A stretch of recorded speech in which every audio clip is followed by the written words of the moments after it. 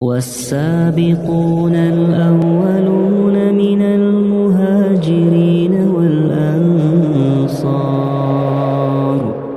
والذين اتبعوهم بإحسان رضي الله عنهم ورضوا عنه.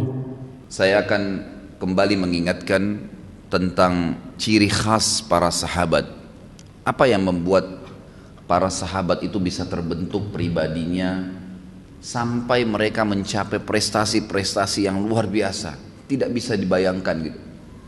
Prestasi kaya rayanya dari sisi materi, prestasi kecerdasan dari sisi kepintaran, kemudian prestasi mereka dalam berumah tangga, memiliki keturunan, pasangan yang baik, kemudian juga prestasi nama harum, prestasi keberanian, keperkasaan di kancah peperangan, prestasi-prestasi yang sangat banyak sekali. Kira-kira apa kata rahasianya sampai para sahabat bisa mencapai derajat itu?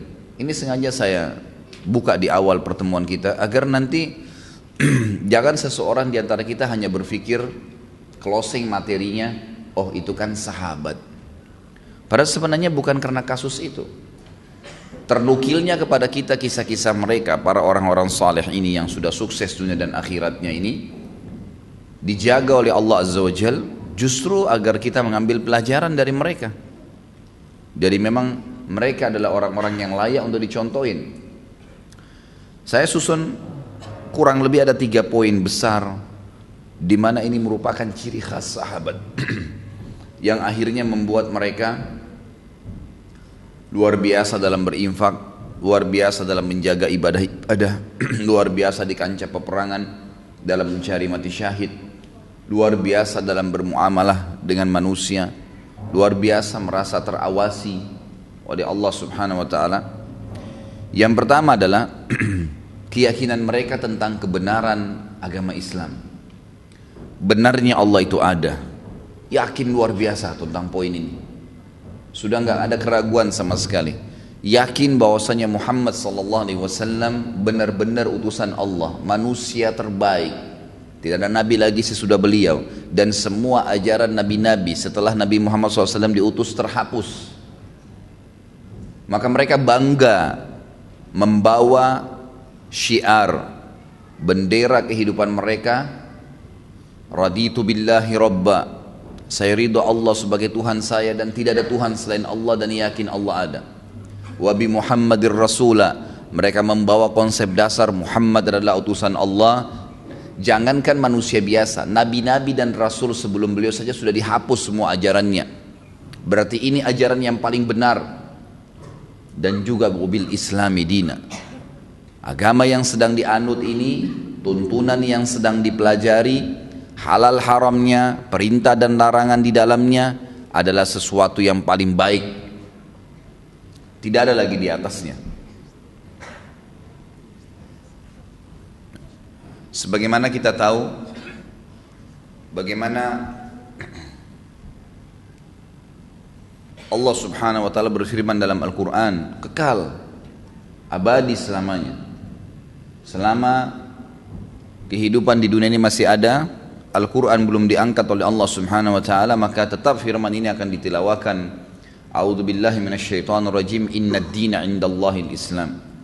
Agama yang diterima di sisi Allah hanya al-Islam, tidak ada yang lain. Coba tanamkan poin ini ke diri kita, teman-teman sekalian.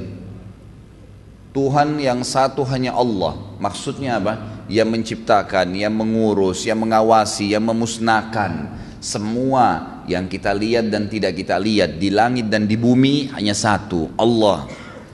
Maka hanya takut, hanya bergantung, hanya meminta, hanya memohon kepada Dia. Tidak ada yang lain. Ini asas yang sangat kuat dalam jiwa para sahabat. Asas dakwah Nabi Muhammad SAW. Kemudian Nabi Muhammad SAW bukan hanya sekedar dikatakan, oh itu Nabi saya, bukan. Mereka berlumba-lumba mengikuti, mencontohi apapun yang berhubungan dengan Nabi SAW. Penampilannya, cara bicaranya, pakaiannya, cara jalannya, sampai menyisir rambutnya. Mereka semuanya berlumba-lumba. Begitu Nabi SAW keluar, mereka langsung melihat apa yang Nabi SAW lakukan, maka mereka segera melakukannya, menciplak kehidupan Nabi SAW. Dan ini asas yang luar biasa. Bayangkan kalau kita bisa menjadi Muhammad yang banyak, di mana Nabi Muhammad SAW kita tahu manusia yang paling sempurna, utusan Allah, ajarannya menghapus semua ajaran nabi-nabi sebelumnya, secara fisik sempurna, secara akhlak sempurna, Nabi penutup. Ajaran agama yang dibawa adalah agama yang paling benar dan tidak ada lagi agama setelah agama yang dibawa oleh Nabi Muhammad SAW. Keyakinan ini betul-betul tertanam dalam hati mereka, sehingga tidak ada yang perlu diidolakan kecuali satu orang saja, Muhammad SAW. Gak ada yang lain. Ini tertanam luar biasa dalam jiwa mereka. Dan karena sudah yakin Allah sebagai Tuhannya, tidak perlu minta, bergantung, memohon, karena memang tidak ada yang menciptakan, mengurusi, mengawasi, memusnahkan semua yang di langit dan di bumi kecuali Allah. Lalu Muhammad SAW adalah utusannya, maka tentu ajaran yang dibawa, Islam adalah agama yang paling benar. Maka mereka siap mati hidup untuk Islam. Ini ciri khas yang luar biasa ini. Dan ini yang perlu kita tanamkan, ikhwah akhwat sekalian. Bagaimana kita tanamkan poin dasar ini? Sampai para ulama menulis buku yang masyhur, misalnya Usulul Thalatha, asas daripada kehidupan seorang muslim 3, ridho Allah sebagai Tuhan, mengenal Allah Subhanahu wa taala dan meyakini keberadaannya, serta meyakini kebenaran risalah Nabi Muhammad SAW, sehingga betul-betul menciplak hidup beliau. Menciplak ya, semua yang berhubungan dengan Nabi SAW. Antum mau jalan, mau berdiri, mau duduk, mau berpakaian, mau nyisir rambut, apa saja, semuanya orang taunya, oh di cirinya, di badannya, di tubuhnya orang ini ada Muhammad SAW. Ajarannya maksud saya, semuanya ada di situ. Apa yang dicontohkan, apa yang diajarkan, apa yang diperintahkan, dan semuanya dari diri dia jauh apa yang dilarang oleh Nabi Muhammad SAW. Kemudian mereka bangga dengan Islam. Sekarang ini kita temukan kaum muslimin luar biasa. Namanya Muhammad, namanya Ahmad, tapi tidak ada ciri Muhammad, tidak ada ciri Ahmad, yang dua-duanya nama Nabi Muhammad SAW. Sebagaimana beliau bersabda, li khamsu asma, saya punya 5 buah nama, ana Muhammadun wa ana Ahmad wa ana Hashir wa ana Akhib wa ana al-Mahi. Saya adalah Ahmad dan Muhammad, namanya sama, artinya terpuji. Kemudian saya adalah Hashir, alladhi yuhsyarun nasu baina yaday, yang akan dibangkitkan manusia pada hari kiamat setelah aku dibangkitkan. Ini idola kita, panutan kita teman-teman sekalian. Muhammad SAW ini adalah orang yang paling sempurna. Hari kiamat pun orang yang paling pertama dibangkitkan. Kemudian dikatakan oleh beliau, wa ana aqib alladzi la nabiyya ba'di, saya aqib, tidak ada nabi setelahku, enggak usah lagi pusing-pusing nunggu nabi. Semua nabi-nabi sebelumku juga sudah dihapus ajarannya, cuma diimani keberadaannya, enggak perlu lagi cari yang lain. Lalu beliau mengatakan, wa ana mahi alladzi yamhullahu biha syirk, dan saya mahi yang akan dihapus semua kesyirikan, kekufuran dengan datangku. Artinya selain ajaran beliau semuanya tidak benar. Sampai seperti itu. Dan ini tertanam luar biasa di dalam jiwa para sahabat. Ini ciri khas teman-teman sekalian. Dan kita bukan mustahil bisa mengambil itu. Kita lihat di lapangan kehidupan kita, teman-teman yang berusaha menanamkan ini pasti hidupnya bahagia. Kita temukan dalam ciri badan dia, pakaian dia, pergaulan dia, cara ngomongnya, semuanya Nabi Muhammad SAW. Mau melakukan sesuatu, tanya ada dalilnya. Mau meninggalkan sesuatu, tahu kalau itu adalah dilarang oleh agama. Semuanya kembali kepada agama. Yang dia tidak suka, yang tidak disukai oleh Allah dan Rasulnya, dan dijelaskan dalam agama Islam. Yang dia suka adalah yang disuka oleh Allah dan Rasulnya, dan juga diperintahkan atau dituntunkan dalam agama dalam agama Islam. Ini ciri khas yang luar biasa, sehingga mereka tidak perlu lagi ragu dengan tuntunan yang ada dan tidak butuh tambahan tuntunan yang lainnya. Yang kedua, ciri khas sahabat adalah keseriusan dalam mengejar janji-janji Allah Azza wa Jalla. Serius luar biasa. Saya kasih contoh, misalnya para sahabat menukil satu sama yang lain dalam riwayat Bukhari, riwayat Muslim. Mereka mengatakan, kami tidak melihat ada laki-laki di antara kami yang tidak sholat di masjid berjamaah kecuali ada kemunafikan di dalam dirinya. Apa maksudnya? Nabi Muhammad SAW memotivasi sholat berjamaah, pahalanya sekian banyak, terus dimotivasi ke masjid. Tidak ada satu sahabat pun. Dalam riwayat ini dikatakan tidak ada yang takhalluf, tidak ada yang meninggalkan sholat itu. Tidak ada yang telat dalam masalah sholat. Tapi ini yang dimasukkan adalah meninggalkan. Kecuali yang di dalam hatinya ada kemunafikan. Sampai kata mereka, salah seorang di antara kami karena taunya tentang janji Allah di masjid berjamaah, sampai seseorang di antara kami disokong oleh temannya, ditopang. Karena nggak bisa jalan, maka dua orang teman menopangnya untuk hadir di shaf sholat berjamaah. Coba kira-kira seperti apa itu? Ya. Apa yang memotivasi mereka? Tidak ada kecuali satu. Masalahnya yakin benar dengan janji Allah nih. Gak ada yang ragu. Ada fakir miskin, kita lihat nanti subhanallah. Dari Abu Bakar, Umar, Uthman, Ali yang sudah kita bahas. Nanti Talha. Kita akan nyusun insya Allah bulan depan ada Zubair bin Awam, ada Abdurrahman bin Auf, ada Sa'ad bin Abi Waqqas. Banyak sahabat-sahabat Nabi, terutama 10 awal dia masuk surga. Kehidupan mereka teman-teman sekalian penuh dengan keyakinan seperti ini. Tidak pernah mereka itu kalau yang punya kemampuan berinfak 1 dirham, 2 dirham. Berinfaknya ini sesuatu yang kayaknya nggak mungkin kita lakukan, sulit itu. Kecuali yang Allah berikan hidayah. 15 miliar kalau nilai sekarang, 20 miliar. Dan harta-harta ini yang mereka infakkan, apa yang ada di rumah mereka pada saat itu ya.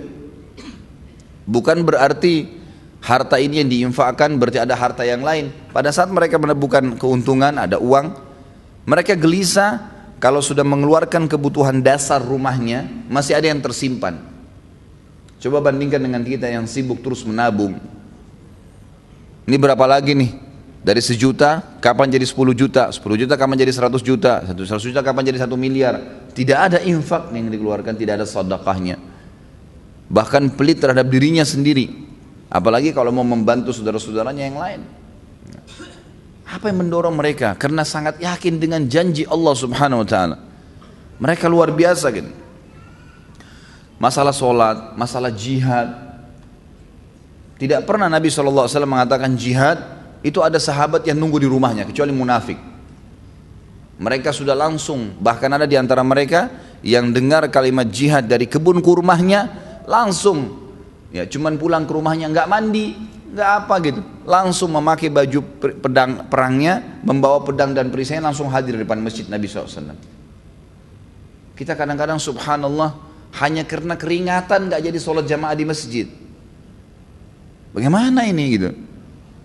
Ciri khas sahabat mustahil mereka ketinggalan janji Allah. Karena prinsip dasarnya dalam masalah ibadah ikhwah dan akhwat sekalian, sekali kita ketinggalan ibadah itu, sulit sekali untuk mengulanginya. Saya sering sampaikan di pengajian saya, kalau seandainya kita masbuk sholat subuh 1 rakaat, mungkin ada uzur, mungkin sakit perut, anggaplah, ketiduran, anggaplah. Tapi uzur ini hanya akan melepaskan kita dari hukuman Allah Subhanahu wa taala, kalaupun di perbuatan itu ada hukuman. Tapi ingat, kehilangan pahala nggak bisa diperbaikin. Beda antara orang yang ketiduran masbuk 1 rakaat dengan orang yang dasarnya memang bangun dan tiap hari dia paksakan dirinya untuk mendapatkan dari rakaat pertama. Beda pahalanya, walaupun sama-sama hadir subuh. Dan yang masbuk 1 rakaat sampai hari kiamat, dia tidak akan pernah bisa memperbaiki kekurangan 1 rakaatnya itu. Coba kalau kita masbuk misalnya, pas datang imamnya sudah rakaat kedua, masih bisakah kita bilang imam maaf kembali ke rakaat pertama untuk kita ikut dari awal takbiratul ihram? Nggak bisa. Berarti orang yang ikut dari awal sama imam, dari Allahu Akbar sudah dicatat pahala oleh malaikat, dari iftitah sudah ada pahalanya, dari Al-Fatihah sudah ada pahalanya, dari surah yang dibaca ada pahalanya, ruku ada pahalanya, gerakan dan bacaannya, itidalnya, kemudian terus 1 rakaat sujudnya. Bukankah kata Nabi SAW, ya, tidak ada seorang pun yang sujud 1 kali untuk Allah kecuali Allah akan tinggikan derajatnya. Waktu seorang sahabat berkata, ya Rasulullah, Saya ingin bersama dengan anda di surga. Kata Nabi SAW, ada yang lain kau minta? Dia bilang, tidak ada ya Rasulullah. Itu saja, saya ingin bersama anda di surga. Pandu saya untuk itu. Kata Nabi SAW, bantu saya agar kamu bisa bersama saya di surga dengan memperbanyak sujud.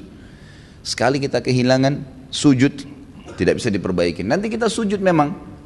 Ya, tetapi kata para ulama, orang yang masbuk, yang dia dapat berjamaah, dapat pahala jamaah, gitu kan? Yang dia masbuk yang tersisa, itu akan mendapatkan pahala yang bukan berjamaah lagi. Artinya berkurang kan gitu. Dosakah dia? Tidak dosa. Nggak ada hukuman di depan Allah SWT karena dia ada uzur ya. Tetapi perlu jeli teman-teman sekalian memahami bahwasanya tidak bisa terulang peluang ibadah itu. Saya pernah menemukan seorang ibu dengan anaknya miskin, luar biasa pakainya saya lihat gitu. Saya habis ta'lim di kampung Melayu. Kemudian saya keluar, dia beri isyarat, minta uang gitu. Saya memang sudah niat mau membantu. Saya bilang sebentar bu ya, karena saya lihat ibu itu duduk di bawah pohon gitu. Saya memang sudah niat mau memberikan apa yang saya dapatkan dari ceramah diberikan oleh majelis ta'limnya. Kemudian saya sholat dulu bu, buru-buru karena saya takut iqamah, waktu itu sudah azan. Saya pun pergi ke sana, kemudian saya sholat berjamaah.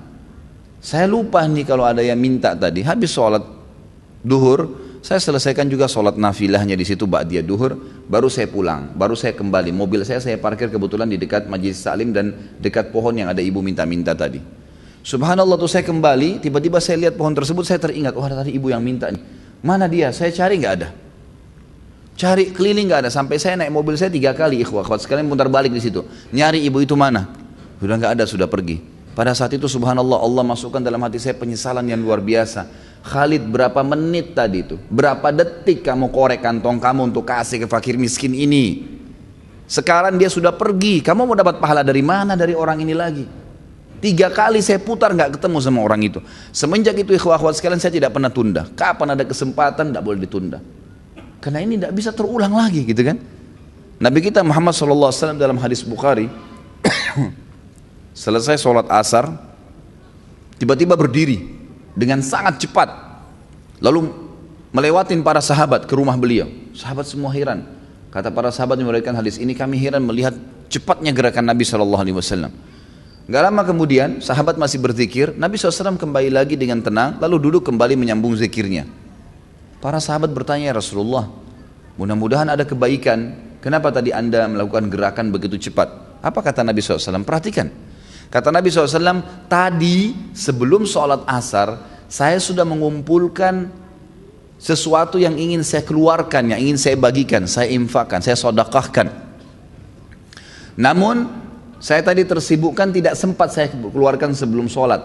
Maka saya ke rumah saya, kemudian saya membagikannya seperti yang saya inginkan, lalu saya kembali berzikir. Jadi Nabi SAW pada saat lupa ingat langsung menyelesaikan, lalu kembali lagi berzikir. Bayangkan ya, bagaimana cepatnya Nabi SAW mengerjakan sebuah amal soleh. Jangan ketinggalan ikhwah-ikhwat sekalian. Puasa Senin Kamis, kenapa antum gak puasa nih? Saya masih bingung kenapa ada orang gak puasa. Antum mati kalau puasa. Alasannya hanya karena panas, alasannya hanya karena kantor. Lalu kapan panas itu hilang? Gak bakal hilang. Tapi sekali Senin antum gak puasa, maka di buku amal antum nanti sampai hari kiamat kosong dari puasa Senin tuh. Rugi sendiri. Ini butuh sebuah keyakinan, ada janji Allah di situ. Dan maghrib gak kemana-mana. Akan datang maghrib itu. Akan datang maghrib. Kita akan buka puasa, Allah bukan menzalimi hambanya. Syaitan akan terus membisikkan dari pertama kita mau sahur, atau bahkan mungkin tidak sahur, kamu tidak sahur nanti lemas. Itu semua godaan syaitan, tepis. Manusia itu bisa hidup tanpa makan, tanpa minum, minimal 3 hari. Tidak makan, tidak minum bisa hidup 3 hari. Gak usah antum khawatir gitu. Apalagi maghrib nanti sebentar, nanti sampai 5 detik, sedetik pun sebelum azan, syaitan masih godain supaya batalin puasanya. Dan dia akan kalah pada saat dengar azan, antum minum. Makanya kata Nabi SAW, lis-shaimi farhatan. Orang yang puasa punya 2 kemenangan dan kegembiraan. Farhatun inda fitri, gembira yang dia dapatkan pada saat buka puasa. Di sini makna hadisnya bisa berarti kegembiraan pada saat dia minum karena hausnya hilang. Bisa kegembiraan karena dia berhasil mengalahkan syaitan. Dia akan dapat pahalanya. Wa farhatun inda liqa'i rabbi, dan kegembiraan pada saat dia bertemu dengan Tuhannya. Lagi lampu merah, lagi ada waktu lowong. Seperti antum sibuk membaca SMS, WhatsApp, BBM. Coba lowongkan di antara waktu-waktu antum sehari berapa kali buka HP, baca Al-Quran. Baca Al-Quran. 5 ayat, 10 ayat. Coba lihat nanti jeda waktu saja antara azan dan iqamah, atau jeda waktu lagi nunggu azan kalau antum lagi di kantor, atau jeda waktu selesai pekerjaan duduk sebentar habis minum air. Coba lowongkan waktu antara minum air, hitung detiknya pakai stopwatch. Minum air, anggap 15 detik. 15 detik antum pakai baca Al-Quran. Coba lihat berapa ayat yang antum dapatkan. Baca. Kalau tidak, kapan nih? Ingat, dalam ibadah harus dipaksakan baru bisa. Kalau kita tidak paksakan diri kita, tanda kutip, tidak paksakan sholat malam, tidak paksakan berpuasa, tidak paksakan bersedekah, tidak paksakan mengambil Quran dari rak atau membuka aplikasi Quran di HP dan dibaca, tidak paksakan menjenguk orang sakit, tidak paksakan hadir di majelis ilmu, tidak bakal pernah bisa. Karena syaitan selalu menghambat kita. Allah mengingatkan dalam Al-Quran masalah itu. A'udzu billahi minasyaitonir rajim, walladzina jahadu fina lanahdiyannahum subulana. Orang-orang yang jahadu fina artinya berusaha memaksakan diri menuju ke perintah-perintah kami, jalan-jalan kami, meninggalkan larangan-larangan kami, maka kami akan pandu dia menuju ke jalan-jalan kami. Lanahdiyannahum subulana, kami mudahkan mereka untuk mengamalkannya. Jadi ini butuh sekali pemahaman. Ini ciri khasnya sahabat, sangat yakin dengan janjinya Allah. Gak ada yang bagi mereka harus hilang kesempatan itu. Ingat asas pertama dulu, keyakinan tentang kebenaran Allah, Rasul dan Islam ini. Kemudian muncul dengan sendirinya keyakinan yang muncul adalah benarnya janji Allah Subhanahu wa taala. Dan yang ketiga adalah ciri khas yang luar biasa, keseriusan mereka dalam menjauhi ya, apalagi meninggalkan larangan-larangan Allah. Luar biasa mereka dalam meninggalkan larangan Allah ini. Bisa dikatakan yang melakukan kesalahan dalam kehidupan sahabat itu dihitung jari. Individu tertentu itu pun dilakukan sekali, 2 kali. Gak ada dosa yang dibuat bermalam, berbulan-bulan, berminggu-minggu. Karena mereka tahu benar ancaman Allah pasti ada di situ. Ingat, dosa seperti segelas racun. Kalau kita minum dalam kondisi tahu itu racun, akan berbahaya. Jelas akan mematikan, merusak organ tubuh kita. Dalam kondisi kita tidak tahu, tetap berbahaya. Tetap berbahaya. Zina berbahaya, ikhwan dan akhwat sekalian. Allah mengatakan wala taqrabuz zina. Makanya jangan dekatin. Jangan mulai telepon, jangan mulai SMS, jangan mulai melakukan yang mengundang zina itu. Innahu fahishatan wa sa'a sabila. Itu keburukan yang sangat berbahaya buat kalian dan seburuk-buruk jalan. Syaitan buka, kita buka juga pintu itu. Berapa banyak ikhwan dan akhwat juga kena fitnah seperti ini. Padahal Allah bukakan pintu nikah. Sibukkan diri dengan puasa, sibukkan diri dengan ibadah. Jauhi tontonan, jauhi dengaran. Tidak ada orang yang terbagikan syahwatnya tanpa sebab, tanpa pemicu. Dia tonton yang tidak benar, maka muncul syahwatnya. Membayangkan yang tidak-tidak. Tidak mungkin muncul syahwatnya tanpa mendengar sesuatu. Tidak ada orang dengar Quran itu syahwatnya bangkit. Gak ada orang hadir majelis taklim begini dan disampaikan ilmu syahwatnya bangkit. Gak mungkin kan? Kapan syahwatnya bangkit? Kalau yang didengar itu lagu-lagu cinta, lagu-lagu yang tidak masuk di akal yang membangkitkan syahwat. Untuk apa ini? Allah mengatakan dalam Al-Quran, Innas sam'a wal basara wal fuada kullu ulaika kana anhu mas'ula. Hati-hatilah pendengaran kalian, penglihatan kalian, hati kalian bertanggung jawab semuanya pada hari kiamat. Allah nggak kasih kita mata ini untuk melihat yang haram. Allah nggak kasih kuping untuk dengar yang haram. Allah nggak kasih lisan untuk mengucapkan yang haram, tangan untuk menjama yang haram, kaki melangkah yang haram, kemaluan ditempatkan yang haram. Allah kasih kita fasilitas untuk lihat yang baik, telinga dengar yang baik. Ingat, anggota tubuh kita ini, kata para ulama, kalau makin sering kita sibukkan dengan ibadah, mata melihat yang benar, yang Allah bolehkan, telinga dengar yang benar, mulut mengucapkan yang benar, maka semua anggota tubuh ini, hati makin sering dilunakkan dengan ayat-ayat Al-Quran, dari pendengaran, dari penglihatan. Hati kan terpengaruh dengan 3 anggota tubuh ini, ya, telinga, mata, dan lisan.